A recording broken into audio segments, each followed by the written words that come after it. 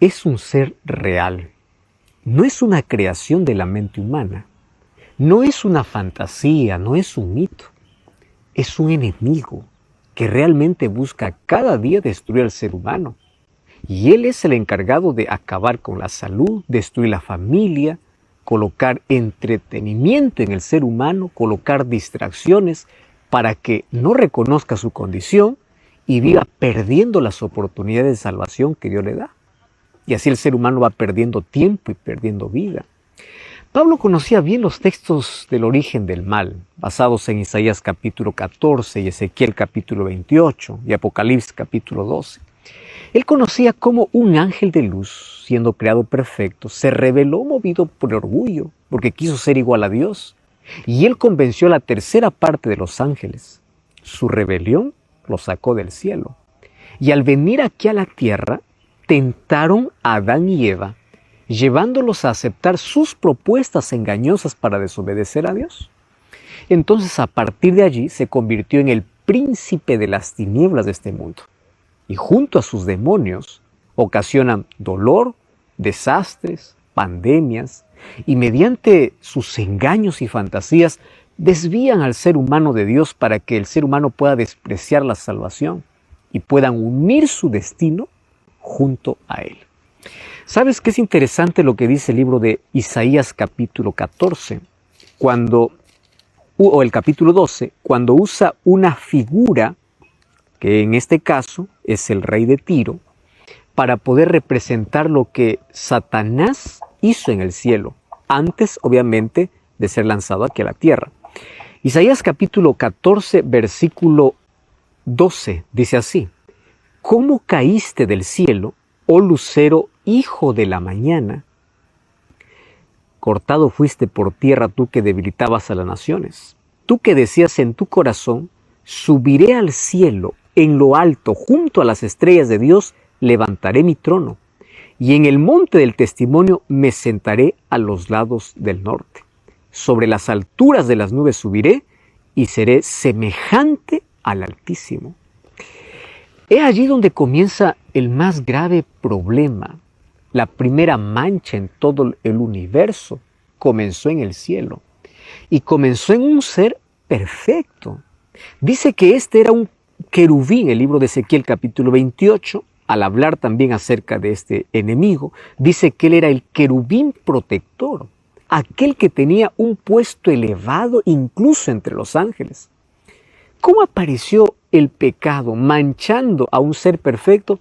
Es un misterio. Lo que sabemos es que la codicia, el orgullo, la envidia, los celos llenaron su corazón. ¿Y cuál fue su propuesta? Rebelarse contra Dios. Y esa es la definición de pecado. La rebelión contra Dios comienza cuando el ser humano se independiza de Dios. Satanás allí en el cielo, él no mató, no robó, no hizo otra cosa, sino que simplemente apartarse de Dios para dar la espalda a Dios. Ahí está el origen del pecado. Cuando el ser humano se aparta de Dios, se rebela contra Él. Entonces, así comenzó el pecado en el cielo. El libro de Apocalipsis capítulo 12, versículo 7 hasta el versículo 9, dice que hubo una grande batalla en el cielo. ¿Y quién luchaba? Luchaba Miguel y sus ángeles, haciendo referencia a Cristo. Mas no prevalecieron, hablando del enemigo, y fue arrojado a la tierra la serpiente antigua, aquel que se llama Diablo y Satanás. Fue arrojado a la tierra. Después de algún tiempo, Dios ya había creado aquí en la tierra al ser humano. Y ahí estaba Adán y Eva, quienes entendieron perfectamente la amenaza que ellos tenían. Y Dios les dice, el único lugar donde ustedes no pueden entrar es este. Reservó un lugar que era un árbol, el árbol de la ciencia o del conocimiento del bien y del mal. Satanás conoce bien su terreno, y aquel que por curiosidad ingresa a su terreno, Satanás sabe cómo atraparlo. Por eso es mejor que ante el peligro, ante el riesgo, ante el terreno del enemigo, no des un paso en esa dirección, porque es tan peligroso. Satanás vendió su idea, vendió su filosofía. ¿A quién? A Eva. Y le dice, ustedes serán como Dios, es decir, rebélense contra Dios. Eva aceptó la propuesta de Satanás.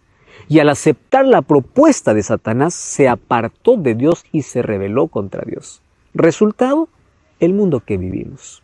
Desgracia, dolor, miseria, inmoralidad y todas las cosas que hoy vemos. Ahora, la pregunta es, ¿qué cosa es lo que hace Satanás? La Biblia presenta algunas actividades que el enemigo hoy hace para poder destruir al ser humano. Jesús ya mencionó en el libro de Juan capítulo 8, versículo 44, lo siguiente. Vosotros sois de vuestro padre el diablo, y los deseos de vuestro padre queréis hacer. Él ha sido homicida desde el principio y no ha permanecido en la verdad, porque no hay verdad en él. Cuando habla, habla mentira, porque él es mentiroso y padre de la mentira. ¿Cuál es la primera actividad de Satanás aquí en la tierra? La actividad a lo cual dedica mayor parte de su tiempo. Pues a engañar, a ilusionar al ser humano, a colocarle diversos caminos diciendo que por allí hay felicidad, que por allí hay salvación, cuando todo lo que hace es llevarlo a la perdición. ¿Y sabes qué cosa hace Satanás? Es cobarde. Él nunca presenta la cara. Él siempre usa un disfraz para poder seducir al ser humano. Satanás es seductor. Él sabe cómo atrapar tus sentidos, cómo tener dominio de tus sentimientos. Antiguamente, Satanás dominaba a la persona con una posesión diabólica, o él poseía el cuerpo de la persona y hacía que el ser humano pueda revolcarse en el suelo, pueda botar espuma, pueda allí mencionar o hablar una voz que no es suya. Bueno, eso es una posesión demoníaca. Sin embargo, hoy Satanás intenta dominar al ser humano ya no de esa manera. Lo hace de una manera más sutil. Domina sus sentimientos, domina sus emociones. Y para que el ser humano caiga en sus trampas, él tiene que aplicar la mentira, tiene que aplicar la ilusión, tiene que aplicar aquello que es atractivo para el ser humano. Recuerda que él se acostumbró a disfrazarse desde el comienzo. Cuando Adán y Eva estaban ahí en el jardín del Edén y Satanás tentó a Eva, se disfrazó en el animal más lindo de toda la creación. La serpiente no era el animal que hoy conocemos, un animal que nos da miedo, un animal que se arrastra. Tú sabes que la serpiente se arrastra y come polvo después de la maldición. Pero antes, una serpiente volaba, no se arrastraba. Tenía los colores más hermosos de todos los animales de la creación. Y él tomó lo más lindo que había en la creación para atrapar los sentidos. Presta atención. No todo aquello que es bonito realmente es bueno. Así que tú tienes que saber diferenciar hoy, porque Satanás busca lo mejor que puede existir para poder atrapar tus sentidos, seducirte y colocarte en su terreno de la mentira. Su primera actividad es engañar. ¿Y cómo es que él consigue que los seres humanos puedan allí estar atrapados en la mentira? Hay una manera: alejándolos de la verdad. Tú ya escuchaste hoy que hay diferentes corrientes filosóficas y pensamientos diciendo, no existe verdad absoluta. El relativismo ha llevado a que las personas crean que cada uno puede formar su propia verdad. Personas que dicen lo que para ti es verdad, para mí no es verdad. Y yo creo mi propia verdad. Eso es una mentira diabólica, porque sí existe una verdad, sí existen principios. Jesús dice, yo soy el camino, la verdad y la vida. La Biblia dice, y Jesús dijo, santifícalos en tu palabra, que es la verdad, porque tu palabra es la verdad. Santifícalos en tu verdad, porque tu palabra es de la verdad. Ahora, Satanás, para poder hacer que el ser humano se envuelva en mentiras, tiene que alejarlo de la palabra de Dios. Es posible que tú tengas una Biblia en casa, pero no la abras. ¿Por qué razón? Porque tienes tantas distracciones, porque Estás lleno de tantas otras actividades y Satanás lo que hace es alejarte de la verdad. Quien está más lejos de la verdad está más cerca de la mentira. Por eso es que hay tantas personas, inclusive dentro del mundo religioso, que están atrapados en tradiciones lejos de la verdad, porque prefieren solamente escuchar lo que alguien dice antes que ir a la fuente misma de la verdad. Por favor, susténtate en la verdad. Si tú quieres estar lejos de la mentira, aférrate a la palabra, aférrate a la verdad, aférrate a Cristo, porque la primera actividad de Satanás es engañar. Otra manera como él engaña a los seres humanos es mezclando la verdad con mentira. Esto se llama sincretismo, donde uno puede mezclar una verdad y lo disfraza allí y lo coloca un poco de mentira. Hoy Satanás ha logrado un grande terreno en este mundo haciendo eso. Sabes que hay muchas personas que pueden conocer parte de la verdad, pero está contaminada. ¿Tú tomarías un vaso de agua que apenas tiene una gota de veneno? ¿Por qué no lo tomarías? Porque es suficiente una gota de veneno para poder contaminar todo el agua pura.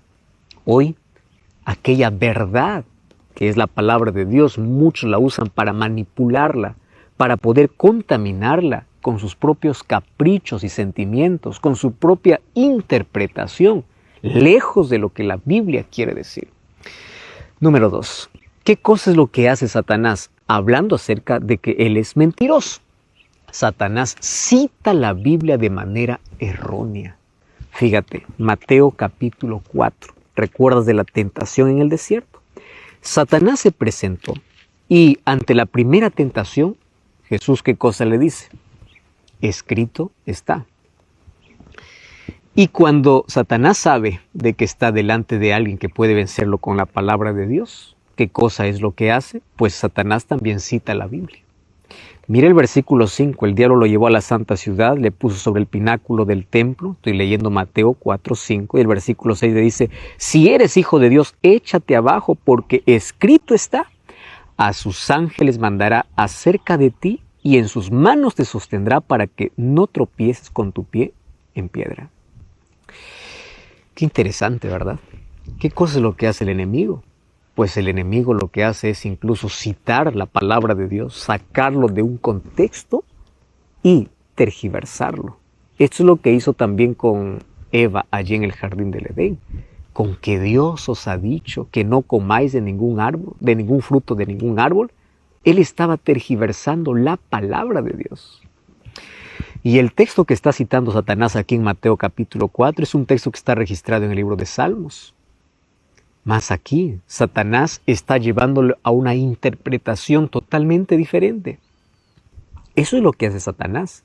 Usa a muchos, incluso grandes maestros o grandes predicadores que hoy pueden levantarse, tomando la palabra de Dios, pero haciéndola decir lo que ella nunca dijo. Satanás también cita la Biblia, pero lo cita de manera errónea. Por eso, para que no te dejes convencer por todos aquellos que toman la palabra de Dios, abre la Biblia, lee la Biblia. Recuerda, mientras más cerca de la verdad, más lejos de la mentira. ¿Qué otra actividad realiza Satanás? La otra actividad es que él acusa falsamente. El libro de Apocalipsis capítulo 12, versículo 10, dice que en el cielo hubo una grande alegría cuando fue echado Satanás, porque él es el grande acusador. ¿Sabes? Satanás hace lo siguiente. Primero, te coloca una trampa, te seduce, te lleva allí. Cuando has caído, comienza a acusarte y te está diciendo, tú ya no mereces perdón. Ya caíste, ya pisaste fondo, ya estás destruido, Dios no te perdona, aquí acabó todo. Cuando tú escuches aquella voz en tu mente, recuerda que Satanás, él es el grande acusador. Hoy incluso levanta seres humanos. Hay tantas personas que son dominadas por Satanás, que tienen ese espíritu de acusar y de apuntar siempre a los demás. Y señalan los errores de los demás y los avergüenzan públicamente. ¿Sabes cómo se trata un error de alguien que esté equivocado? Con amor, con oración. Y si tienes algo que corregir, hazlo de manera privada. Esa es la manera como Jesucristo nos enseñó. Pero si tú te levantas con el dedo acusador, apuntando, señalando a los demás, creyendo que tú eres superior, creyendo que tú eres llamado para condenar a todo aquel que peca, ten mucho cuidado, porque el acusador verdadero es Satanás y puede ser que tú estés siendo un instrumento de él. Esa es otra actividad que hace Satanás, acusar.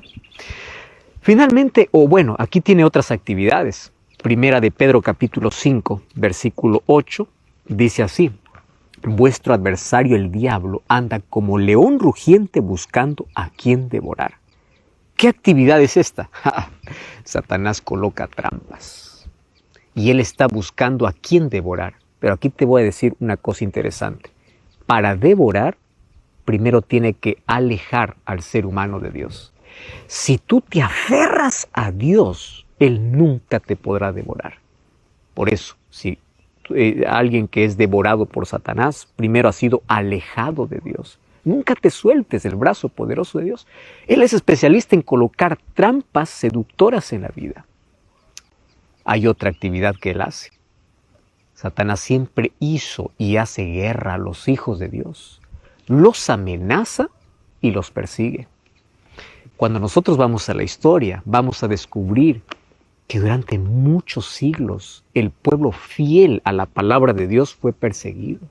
Miles dieron su propia vida por causa de su fe. ¿Te das cuenta? Satanás siempre persigue. ¿Pero tú crees que su persecución acabó? No. Él hoy continúa persiguiendo a aquellos que son fieles hijos de Dios. Continúa amenazando a los hijos de Dios. ¿Cómo los amenaza? ¿Ya viste que tantas personas luchan por tener un sábado libre, por ser fieles a Dios? ¿Cuál es la amenaza? Si tú no haces lo que la empresa dice, vas a perder tu trabajo. Satanás continúa amenazando. Satanás continúa persiguiendo, porque es otra actividad que él hace aquí en la tierra. Claro que realiza más actividades. Él hace falsos milagros. Mira lo que dice el libro de 2 de Corintios, capítulo 11. Allí el versículo 14. 2 de Corintios, capítulo 11, versículo 14 dice: y no es de maravilla, porque el mismo Satanás se disfraza como ángel de luz. No creas que todo milagro viene del cielo. No. Hay muchos milagros que son realizados por Satanás para poder engañar. Entonces, ¿recuerdas tú lo que dice Jesús en Mateo 7:21? Muchos me dirán en aquel día: en tu nombre sacamos fuera demonios, en tu nombre hicimos milagros. Pero yo les diré: no os conozco. No todo milagro viene del cielo. Si hay un milagro que aparece y está en contradicción con la palabra de Dios, crea la palabra de Dios y no al milagro, porque no todo milagro viene de Dios. Hay tantas personas que dicen: pastor, pero yo he visto, yo he sentido, yo escuché. ¿A quién prefieres creer? ¿A Dios o a alguien que probablemente vivió un asunto sobrenatural? Recuerda que Satanás se puede disfrazar hasta como ángel de luz. Otra cosa que hace Satanás es que puede personificar a un ser humano muerto, porque él es el autor de la inmortalidad del alma. Primera de Samuel capítulo 28 dice que un día Saúl fue a la pitonisa de Endor, a una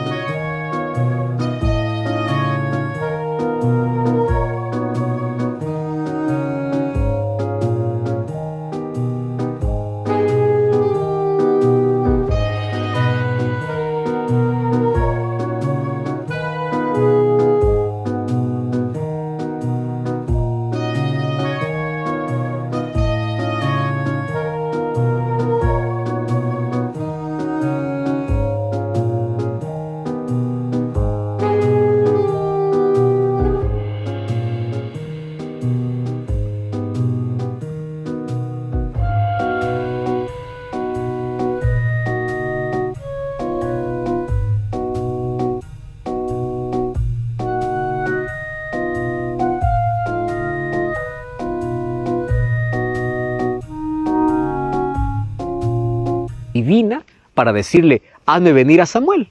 Pero resulta que Samuel ya había muerto. Y esta pitonisa le dice, está bien, aquí viene Samuel. No era Samuel, era Satanás disfrazado. Ahora, ¿sabes una cosa? Lo que hace Satanás.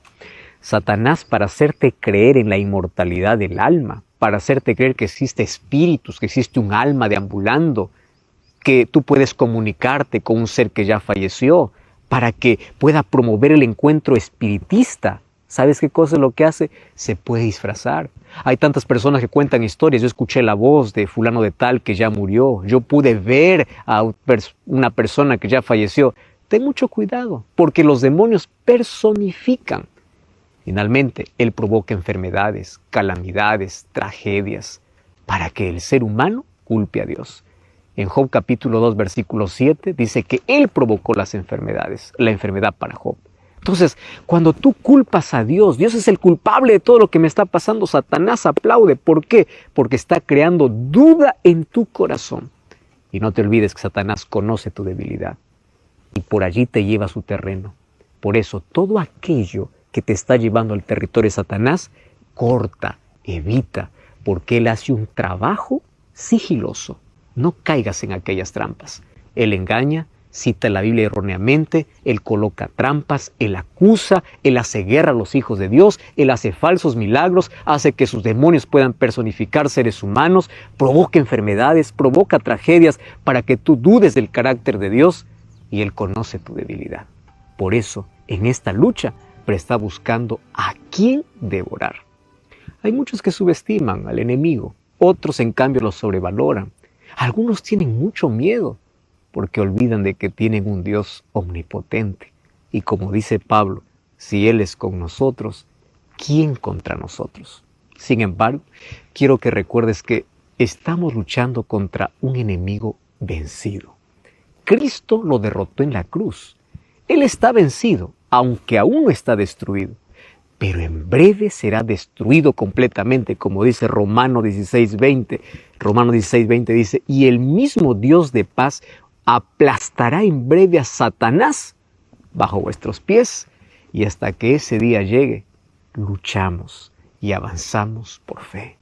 Satanás tiene dos armas con las que destruye al ser humano desde el principio: la incredulidad y la duda. Mediante la duda, lleva al ser humano a desconfiar de la palabra de Dios. Y así provoca sufrimiento en el ser humano para que el ser humano dude del amor de Dios. Siempre intentó desfigurar el carácter de Dios. Además, él consigue entrar a nuestra vida mediante nuestros sentidos, que son las avenidas del alma.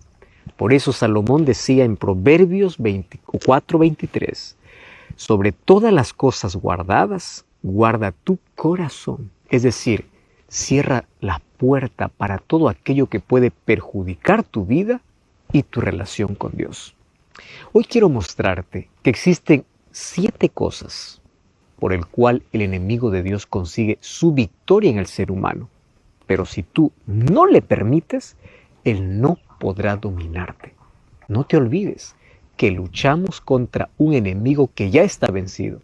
Si nos aferramos a Cristo, Él siempre nos dará la victoria. Sin embargo, cuidado, hay 7 cosas con las cuales Él siempre vence y consigue un espacio dentro del corazón humano. Ahora quiero mostrarte esas 7 cosas. Aquí va la primera de las 7 cosas. Número 1, seducción. Tú sabes que el diablo usa la fascinación, usa el encanto, usa la atracción. Y ya te mencioné que él siempre se esconde detrás de lo más lindo. Él es el mayor seductor. Él capta nuestra atención y él coloca su veneno mortal detrás de las cosas aparentemente inofensivas. Él puede colocarte una linda caja forrada de tantas cosas lindas, pero allí en el centro tiene veneno. Es así como Satanás hace. Para poder arruinar la vida de un joven, puede allí colocar una linda señorita delante de él para poder desviarle del camino de Dios. Para poder arruinar tu futuro, te puede colocar un vicio atrayente. Él es un seductor.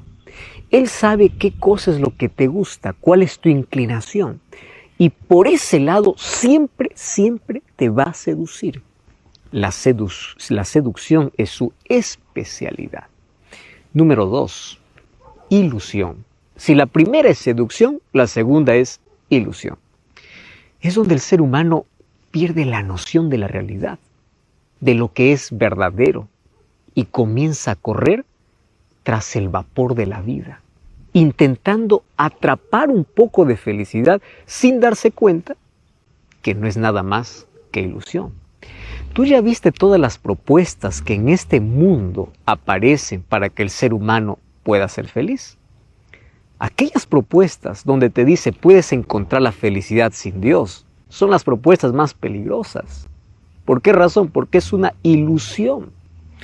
El libro de Eclesiastés fue escrito por Salomón en la parte final de su vida. Y es interesante que a partir del primer versículo, él comienza a alertarnos de una situación interesante. Allí en el versículo 2 dice, vanidad de vanidades, dijo el predicador, todo es vanidad. Y él comienza a enumerar unas cosas que atraen al ser humano. Fama, riqueza, poder, trabajo, ilusión, todas esas cosas. Y después termina diciendo, pero todo esto es vanidad. Y claro, tú puedes construir un imperio en la vida. Sin Dios un día va a quedar en la historia. Se va a quebrar, se va a caer. Las cosas que tú consigues en la vida, que tú construyes con tu propio esfuerzo, pero sin Dios, se acaba, se destruye. Mira, la palabra vanidad aquí puede traducir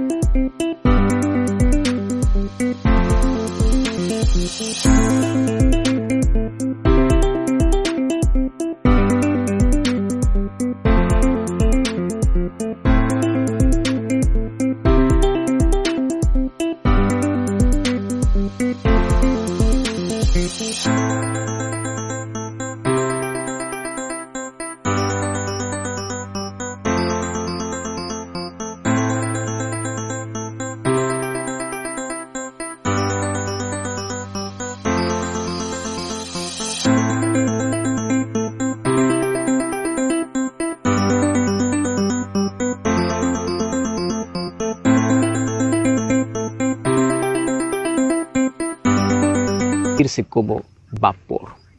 Tú conoces el vapor. Una olla está hirviendo, tú abres la tapa y sale el vapor. El vapor es algo que tú puedes ver, pero no lo puedes tomar.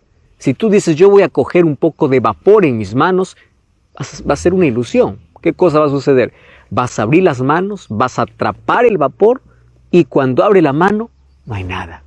Es así la persona que busca felicidad sin Dios, que busca esperanza sin Dios, que busca paz sin Dios. Simplemente es una ilusión.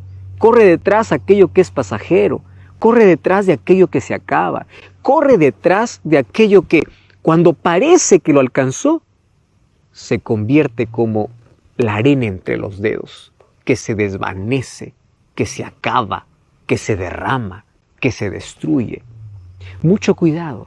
Satanás siempre ha colocado diversas ilusiones en el ser humano, espejismos en la vida, para que tú puedas correr detrás de ello pensando que es la verdadera felicidad, cuando en la realidad no lo es. ¿Recuerdas la historia de la mujer samaritana narrada en Juan capítulo 4? Una mujer que intentó toda su vida ser feliz pensando que los relacionamientos le harían feliz. Se casó 5 veces o 5 maridos tuvo. Y cada vez que fracasaba pensaba lo siguiente: la próxima seré feliz. La próxima seré feliz. Y cuando ella fue a sacar agua del pozo, ese balde vacío representaba su vida vacía. Por eso Jesús le dice, Mientras sigas bebiendo de esta agua tendrás sed. Mientras sigas intentando con tus propios esfuerzos, nunca podrás satisfacer el vacío del corazón. Por eso deja de eso y acepta el agua de vida. Mucho cuidado, que Satanás coloque espejismos e ilusión para desviarte de aquello que realmente es importante. Número 3, inducción. Recuerda, primero, seducción. Número 2, ilusión. Número 3, inducción. El ser humano deja de mirar a Cristo y comienza a ver a los demás. Y comienza a seguir lo que los otros hacen. Olvida de abrir la palabra de Dios. Comienza a aceptar todas las propuestas. Y sabes cuán difícil es nadar en contra de la corriente. Si tú realmente quieres servir a Dios y quieres seguir los principios establecidos por la palabra de Dios, a veces tienes que andar en la dirección contraria, porque este mundo está programado para desobedecer a Dios. Y cada vez aparecen nuevas propuestas tan extrañas. Extrañas propuestas que aquellos que no se someten a esas propuestas son vistas con desprecio. Satanás te induce a través de personas cercanas a ti y te induce para apartarte de Dios, para aceptar las cosas que tú consideras que es malo. Sin embargo, Satanás es tan astuto. Puede usar familiares, amigos cercanos, para inducirte a separarte del camino correcto. Y sabes que él tiene una estrategia que no falla. Siempre coloca allí, en la mente de las personas, para poder inducirte, 3 cosas, que son 3 frases. Y esas 3 frases pueden arruinar tu vida. Número 1, solo un poquito. Todos los vicios comenzaron con apenas un poquito. Aquel que ahora no puede vencer el vicio del alcohol comenzó con un poquito. Aquel que no puede vencer la pornografía comenzó por un poquito. Aquel que se colocó en el terreno de Satanás, en el cual se siente preso y no puede salir, comenzó con un poquito. Por eso no juegues. Segunda frase, solo una vez. Solo una vez es suficiente como para que tú puedas quedar encantado y fascinado. Tercera frase, nadie nos ve. Solo un poquito, solo una vez, nadie nos ve. Estrategia diabólica. A través de esas frases ha llevado a miles de personas a probar lo que no deberían, a entrar en un terreno peligroso. Y cuando estuvieron adentro, qué difícil les fue salir. Sin embargo, hay poder para salir de la esclavitud del pecado. Y ese poder nos ofrece Cristo. ¿Quieres saber cuál es la cuarta? La cuarta se llama negociación. Esto es interesante. Cuando el ser humano se resiste ante la presión de los demás, él quiere ser fiel a Dios, fiel a los principios, fiel a la palabra de Dios, entonces el diablo comienza a negociar. Negociación. Satanás siempre quiere verte de su lado. Como no consigue ni animarte ni forzarte, aún con las amenazas, aún con la presión del grupo, él comienza una negociación. ¿Y cuál es la negociación? Dame un pequeño espacio en tu vida. Está bien, tú no quieres probar, está bien, pero dame algo pequeño. ¿Recuerdas cuando Moisés fue a Faraón y le dijo, deja que el pueblo de Dios salga a servir allá, a adorar a Dios en el desierto? Faraón le hizo una propuesta, le dijo, está bien, que vayan pero que se queden sus animales, que vayan pero solo por unos días, que vayan pero que se queden los jóvenes, que vayan pero que se quede algo. Te la propuesta de Satanás. Puedes ir a servir a Dios, pero algo, déjame algo por el cual yo pueda volver. Alguna cosa, aunque sea pequeña, aunque sea insignificante, pero algo. Y la respuesta de Moisés fue, si salimos, salimos con todo y no quedará ni una pezuña.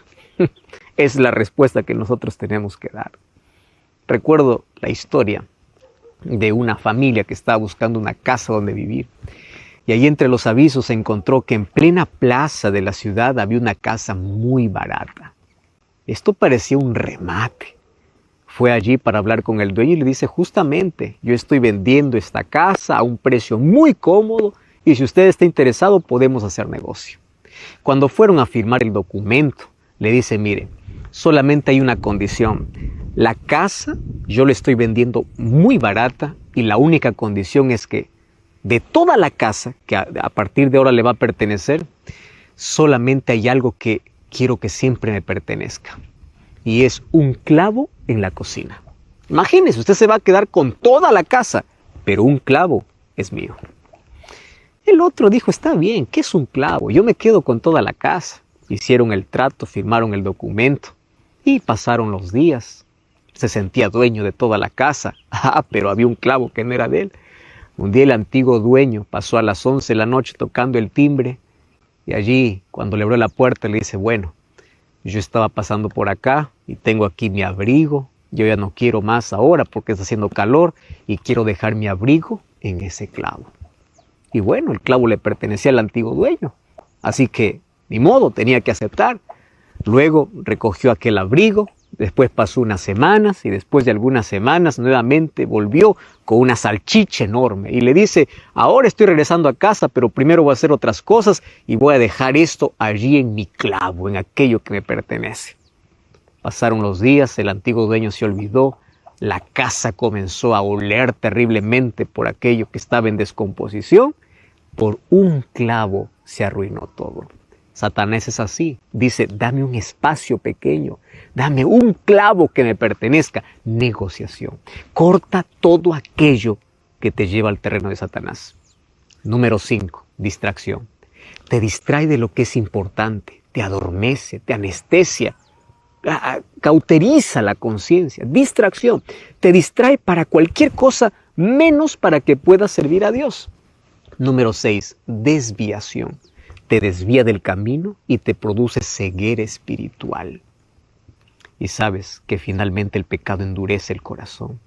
Y cuando endurece el corazón se produce la insensibilidad, donde el ser humano no puede escuchar más la voz de Dios porque se acostumbra al pecado. Y eso es peligroso. Finalmente, la número 7 es la rebelión. Rebelión en contra de Dios. La separación total. ¿Y sabes qué ocurre allí? Al momento de separarte de Dios, te colocaste en el terreno del enemigo. Y ese es un terreno de muerte lenta. ¿Por qué?